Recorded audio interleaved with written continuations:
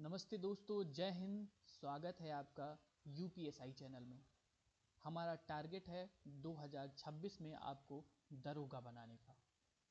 तो दरोगा बनाने के लिए आपको क्या क्या करना है और किस तरह से रणनीति बनाकर आगे बढ़ना है, क्या क्या प्रोसेस फॉलो करना है, कितने दिन शेष बचे हैं और आपको उस टारगेट को कैसे लेकर चलना है, ये सब हम इस यूपीएसआई 2026 वाले चैनल पे डिस्कस करेंगे और आपकी रणनीति को एक सार्थक दिशा प्रदान करेंगे।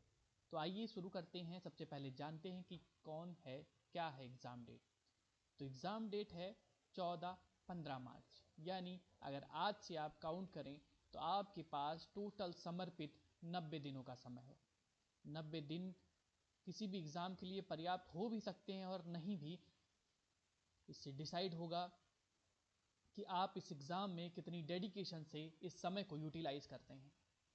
तो 90 दिन मुझे लगता है कि आपके एग्ज़ाम को देने के लिए पर्याप्त हैं, लेकिन उस रणनीति का भी होना आवश्यक है जो आपको 90 दिन में सार्थकता दिला सकती है। तो आइए शुरू करते हैं। तो सबसे पहले जानते हैं कि इसका एग्ज़ाम में कितने नंबर की आवश्यकता है, एग्ज़ाम का सिलेबस क्या है और एग्ज़ाम की जो मांग है वो क्या है। तो सबसे पहले जो एग्ज़ाम की डेट, जैसे आपको पता है 14 और 15 मार्च है, इसका जो समय ड्यूरेशन है वो 2 घंटे का समय ड्यूरेशन है। यानी 2 घंटे में आपको कितने क्वेश्चन करने हैं? 2 घंटे में आपको 160 क्वेश्चन करने हैं और प्रत्येक क्वेश्चन का जो नंबर होता है वो 2.5 नंबर होता है। और 2.5 नंबर जब आप कैलकुलेट करते हैं तो टोटल 400 नंबर का ये पूर्णांक का पेपर होता है। इसमें करना क्या है आपको? इसको आपको क्वालिफाई करना है। इस 160 क्वेश्चन में 4 सब्जेक्ट प्रॉपर डिवाइड होते हैं, जिसमें एक हिंदी, दूसरा मैथ, तीसरा रीजनिंग और चौथा जीके जीएस के साथ में मूल विधि और कॉन्स्टिट्यूशन। ये सब कुछ आपको रणनीति के तहत बताया जाएगा और आपको करवाया भी जाएगा। तो सबसे पहले देखिए, मैथ और रीजनिंग आपकी ये साफ साफ सूखे सूखे नंबर 200 नंबर, इसमें आपको तनी भी कोताही नहीं बरतनी है। और हिंदी आप 35 प्लस आराम से कर सकते हैं, जिस लेवल की हिंदी आती है। लेकिन समस्या कहाँ पर आ रही होंगी? समस्या आ रही है कि मैथ के क्वेश्चन है थोड़ा सा लेंदी है और उनको उस टाइम ड्यूरेशन के अंदर करना, ठीक, क्योंकि माइनस मार्किंग भी नहीं है, इसलिए आपको सभी क्वेश्चन अटैम्प्ट करने हैं। यानी 160 क्वेश्चन में 160 करने हैं। हो सकता है कुछ ऐसे आपके क्वेश्चन सही हो जाएं जो किसी के ना हो, या किसी के हो जाएं जो आपके ना हो। ये संभावना ज़रूर बनी रहती है, लेकिन पढ़ाई के साथ आप इन के साथ आगे बढ़ सकते हैं। तो इसमें हम आपको कहाँ से शुरुआत करेंगे? तो सबसे पहले शुरुआत करेंगे हम लोग मूल विधि से। मूल विधि लेकर चलेंगे। मूल विधि और उसके बाद कॉन्स्टिट्यूशन।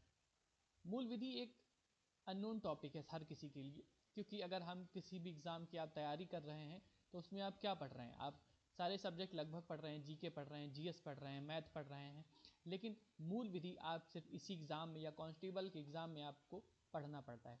तो मूल विधि के शॉर्ट एंड कंसाइज नोट्स भी हम आपको प्रोवाइड करेंगे, साथ में मूल विधि को याद करा देंगे। जी हाँ, याद करना बहुत आवश्यक है, क्योंकि इसमें आपको पूछा क्या जाएगा? आपको पूछा जाएगा सेक्शंस। तो सेक्शंस याद करना बहुत ही आवश्यक है। तो मूल विधि में हम लोग सेक्शंस पढ़ेंगे, उसके बाद जीके जीएस हम लोग क्वेश्चन के साथ में डिस्कस करेंगे। उसके बाद सबसे पहले जो हम लोग को करना है, ये सब कुछ किनारे रखिए, सबसे पहले हम लोग को क्या करना है? सबसे पहले हम लोग को करना है PYQ। जी हाँ, PYQ सबसे पहले करना है। PYQ में सबसे ज़्यादा जोर पहले लगाना है। आप पहले का एक हफ्ता, 1 दिन, 2 दिन या 3 दिन, जितना भी आप, जितने समय में भी आप PYQ कंप्लीट कर पा रहे हैं, उस इतने समय ड्यूरेशन में आप PYQ को कंप्लीट करेंगे। देखिए, आपका हिंदी आसानी से होगा। आपका जो पोर्शन फंसेगा वो थोड़ा सा मूल विधि का फंसेगा, और दूसरा तीसरा फंसेगा आपका मैथ का। मैथ में आपका जो क्वेश्चंस की फ्रेमिंग है वो थोड़ा सा लेंदी है, इसलिए आपको हाईली प्रैक्टिस की आवश्यकता है। मैथ में हाईली प्रैक्टिस की आवश्यकता है, जिससे ही आप मैथ को वहाँ पे सॉल्व कर सकते हैं। क्योंकि अगर आप 160 क्वेश्चंस को डिवाइड करेंगे 2 घंटे, यानी 2 घंटे 120 मिनट, यानी प्रत्येक समय पे, प्रत्येक क्वेश्चन पे आपको 1 मिनट से भी कम समय मिलता है।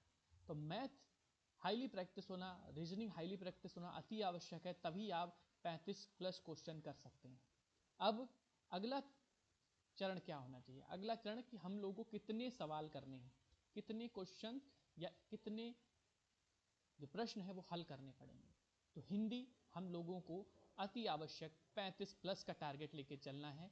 साथ ही में मैथ रीजनिंग संभावित 35+, हर जो सब्जेक्ट है उसमें 35+ का टारगेट लेने चलना है। और जो कंप्लीट ओवरऑल टारगेट लेके चलना है हमको, मॉक टेस्ट लगाना है या जो भी लगाना है, उसमें 135 क्वेश्चंस हम लोगों को सही करना है। जी हाँ, 135 क्वेश्चन सही करने के बाद भी आप इसको अगर लगभग 2.5 से मल्टीप्लाई करेंगे तो इसमें आप लगभग 337 नंबर के आसपास जाएंगे। लगभग जो पिछले साल की जो 2021 की कट ऑफ थी वो 317 नंबर के आसपास थी, जो लिखित कट ऑफ थी जनरल कैटेगरी की। तो आप उससे आगे जाएंगे तो हो सकता है अगर एग्ज़ाम थोड़ा सा सरल आ गया तो कट ऑफ जाने की संभावना अधिक है। लेकिन 337, 350 या फिर इसके 337 से 350 मुझे लगता है एक सेफ स्कोर है जिसके लिए आप आगे बढ़ सकते हैं और इसमें आप अच्छा काम मतलब अच्छा जो प्रदर्शन कर सकते हैं अपना। तो आवश्यक है ये रणनीति, आवश्यक है ये ड्यूरेशन का इस्तेमाल किया जाना, और आवश्यक है 14 से 15 मार्च की यह तारीख आप अपने डेस्क पे लगा लें, और लिख लें और डेडिकेट हो जाएं। सारे दोस्त रिश्तेदार इन सबको अभी थोड़े समय के लिए किनारे कर दें, क्योंकि अगर आप ये पड़ाव पार कर लेते हैं तो आपकी जीवन की उस कठिनाई को पार कर लेंगे, जीवन की उस व्यवस्था को पार कर लेंगे जो आपको सबसे संघर्षमय जीवन प्रदान करती है।